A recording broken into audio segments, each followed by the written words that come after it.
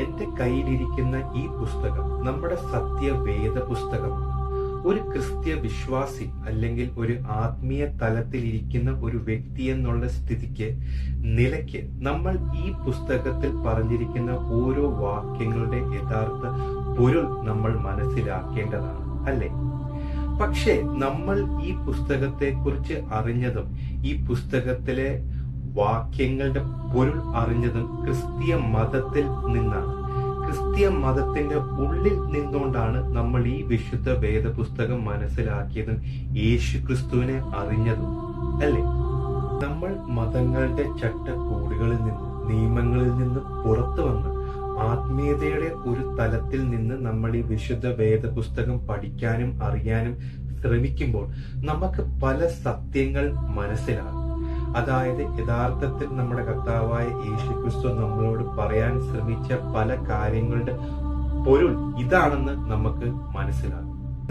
കർമ്മം, പുനർജന്മം, മുൻ ജന്മങ്ങൾ, അല്ലെങ്കിൽ പിന്നെയും ഒന്നുകൂടെ ജനിക്കുക, ഇതുപോലുള്ള കാര്യങ്ങൾ, ഇതുപോലുള്ള ചിന്തകളൊക്കെ ക്രിസ്തീയ വിശ്വാസത്തിന് എതിരാണെന്നാണ് ക്രിസ്തീയ മതങ്ങൾ നമ്മളെ പഠിപ്പിക്കുന്നത്.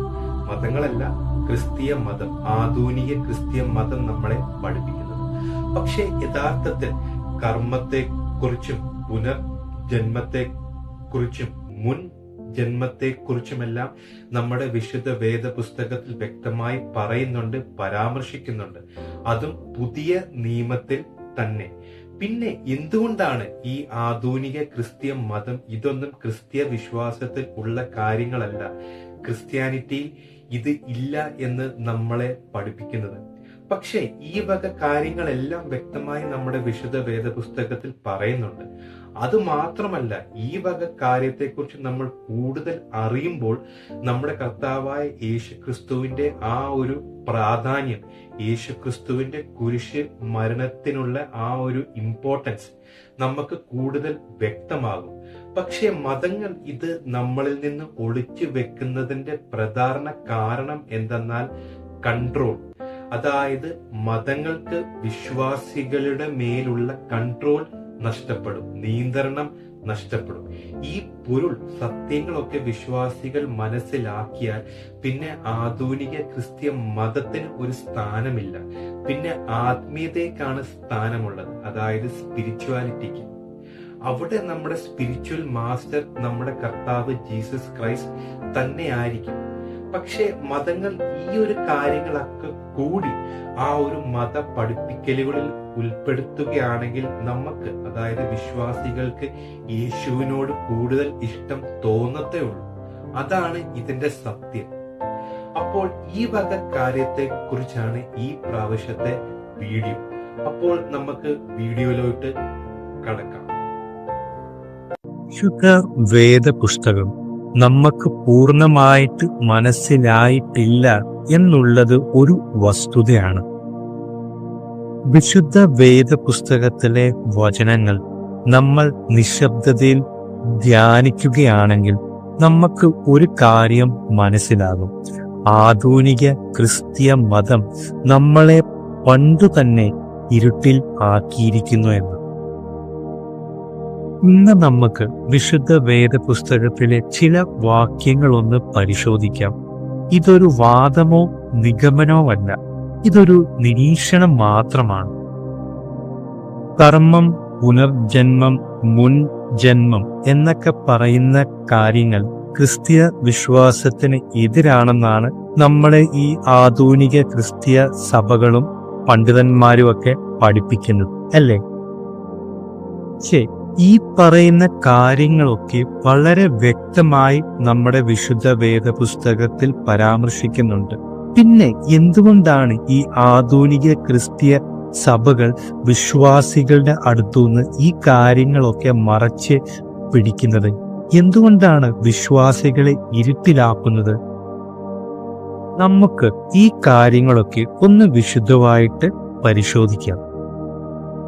യോഹന്നാന്റെ സുവിശേഷം 9-ാം അധ്യായത്തിൽ യേശുവും ശിഷ്യന്മാരും ജന്മന അന്ധനായ ഒരു മനുഷ്യനെ കാണുന്നുണ്ട്. ശിഷ്യന്മാരപ്പോൾ യേശുവിനോട് ചോദിക്കുന്നുണ്ട്, റാബൈ, ഇവൻ അന്ധനായി ജനിച്ചത് ആരുടെ പാപം കാരണമാണ്?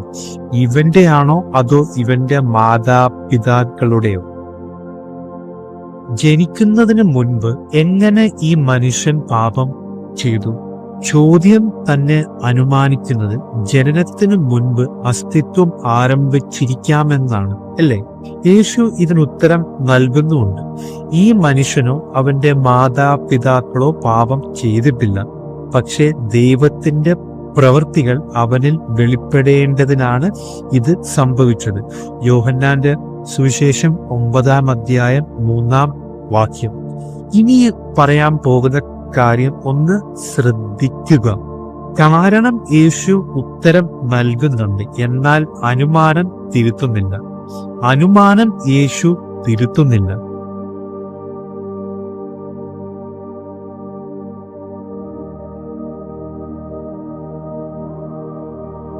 പിന്നീട് മത്തായിയുടെ സുവിശേഷം 16 യേശു തന്റെ ശിഷ്യന്മാരോട് ചോദിക്കുന്നുണ്ട്, മനുഷ്യപുത്രൻ ആരാണെന്നാണ് ആളുകൾ പറയുന്നത്?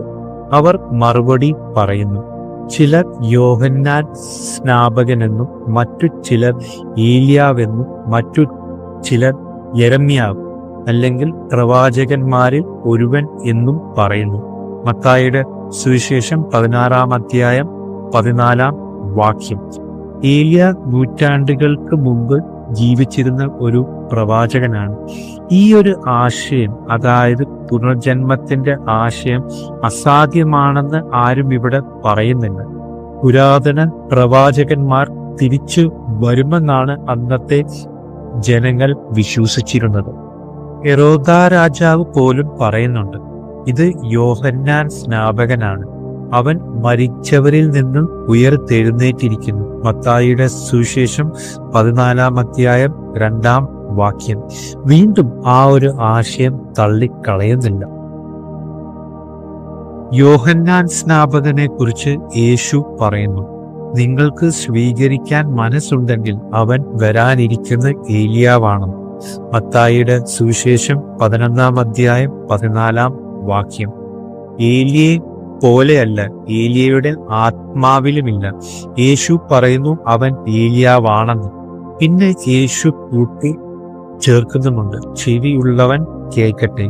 മത്തായിയുടെ സുവിശേഷം 11:15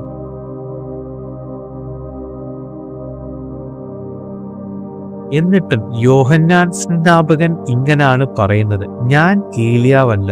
യോഹന്നാന്റെ സുവിശേഷം 1:21 ഇതാണ് യഥാർത്ഥത്തിൽ ആ ഒരു ആത്മീയ ചിന്ത, ആത്മീയ സത്തിന്റെ താക്കോൽ.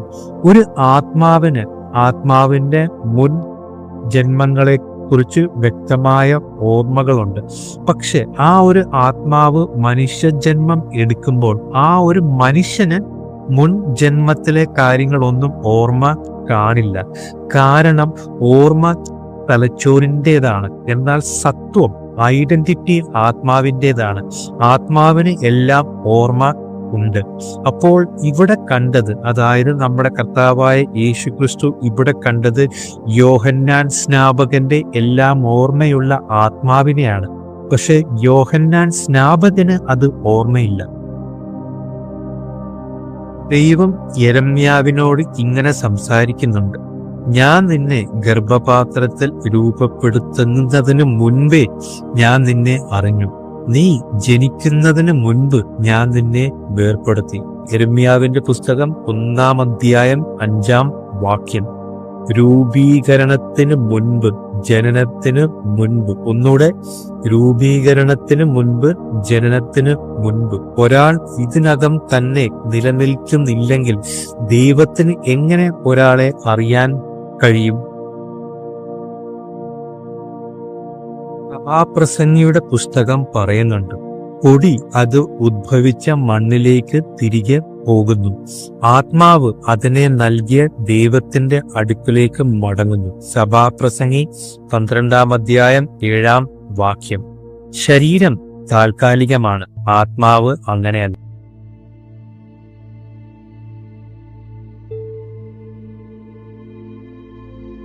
യേശു പറയുന്നു, സ്വർഗത്തിൽ നിന്ന് ഇറങ്ങി വന്നവനല്ലാതെ ആരും സ്വർഗത്തിൽ കയറിയിട്ടില്ല.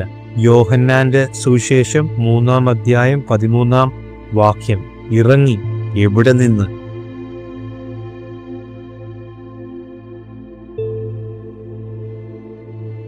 ഈ വാക്യങ്ങൾ ആർപ്പ് വിളിക്കുന്നില്ല, അവ മന്ത്രിക്കുന്നു.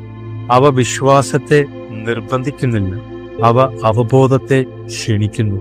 ഇതൊരു നിഗമനമല്ല, അതൊരു വാതിലാണ്. ചെവിയുള്ളവർ കേൾക്കട്ടെ. ഈ വീഡിയോ എല്ലാവർക്കും ഇഷ്ടപ്പെട്ടെന്ന് വിശ്വസിക്കുന്നു. ഈ കാര്യങ്ങളെയൊക്കെ കുറിച്ച് ഞാൻ നേരത്തെയും വീഡിയോസ് ചെയ്തിട്ടുണ്ട്. ആ വീഡിയോസ് എല്ലാം ഈ വീഡിയോയുടെ അവസാനം പിൻ ചെയ്യുന്നതായിരിക്കും. അപ്പോൾ എല്ലാവരും കുറച്ചുകൂടെ കാര്യങ്ങളൊക്കെ മനസ്സിലാക്കാനായിട്ട് ആ വീഡിയോസും കൂടെ പോയി കാണണം. അപ്പോൾ നമുക്ക് എല്ലാവർക്കും കുറച്ചുകൂടെ ഒരു വ്യക്തത കിട്ടും. ഞാൻ ക്രിസ്ത്യ വിശ്വാസത്തിനോ മതത്തിനോ എതിരല്ല. പക്ഷേ മതങ്ങൾ കുറച്ചുകൂടെ കാര്യങ്ങൾ വിശ്വാസികളെ പറഞ്ഞ് പഠിപ്പിക്കണം, മനസ്സിലാക്കണം. അത് നമ്മുടെ ക്രിസ്ത്യ വിശ്വാസത്തെ സഹായിക്കത്തേ ഉള്ളൂ. അപ്പോൾ ഈ വീഡിയോ എല്ലാവർക്കും ഇഷ്ടപ്പെട്ടെന്ന് വിശ്വസിക്കുന്നു. നമുക്ക് അടുത്ത വീഡിയോയിൽ കാണാം. അപ്പോൾ എല്ലാവരെയും ദൈവം അനുഗ്രഹിക്കട്ടെ. God bless you all and bye bye.